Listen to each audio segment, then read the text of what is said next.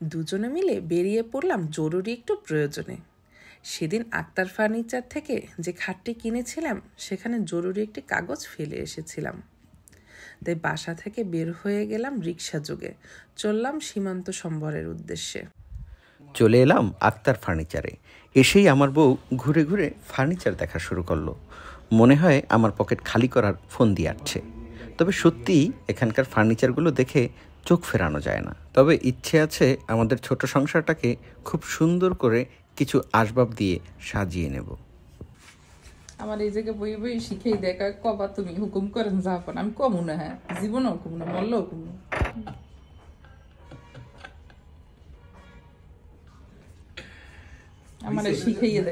এখানে আমরা চা কফি খেয়ে মেতে উঠেছিলাম খুনসুটিতে।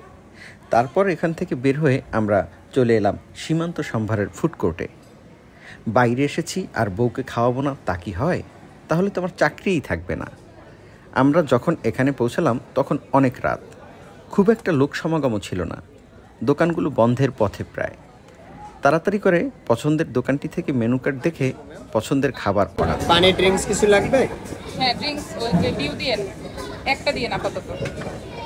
ছোট গ্লাস দিব না বড় গ্লাস ম্যাম? আমরা এখন অপেক্ষায় আছি কখন খাবার আসবে। তাড়াতাড়ি খাবার নিয়ে অবশেষে আমাদের খাবার প্রস্তুত হওয়ার সংকেত বেজে উঠল।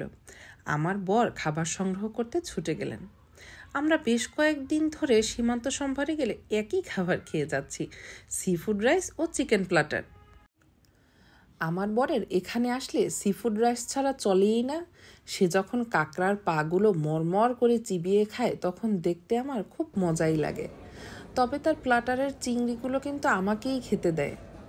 আমিও আমার প্ল্যাটার থেকে চাইনিজ ভেজিটেবল শেয়ার করতে ভুল করি না। এখানকার সি ফুড রাইসের মধ্যে ছিল ক্র্যাব, প্রন, স্কুইড, কোরাল, যা আমার বরের খুবই পছন্দ।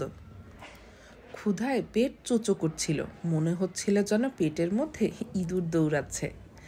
এমন সময় খাবারগুলো আমাদের কাছে অমৃতের মতো লাগছিল।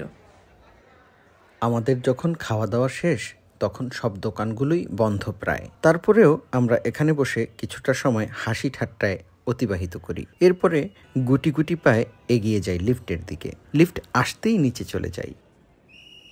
আমরা এখান থেকে বেরিয়ে একটু সামনে আসতেই কফি শপে দাঁড়ালাম। আমি একটি হট কফি নিলাম আর আমার বউ নিল একটি কোল্ড কফি। এখান থেকে বাসার উদ্দেশ্যে রওনা করলাম।